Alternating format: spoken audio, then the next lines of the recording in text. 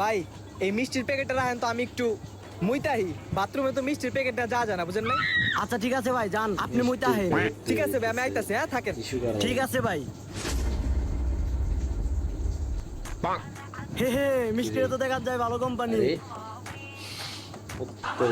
ওরে সবুজ কালার মিষ্টি, এক কাজ করি, ওই পোলাইতে এখন মুত্তার গেছে, ফাঁক দিয়ে একটা মিষ্টি খেয়ালাই, হালাই বুঝবো না।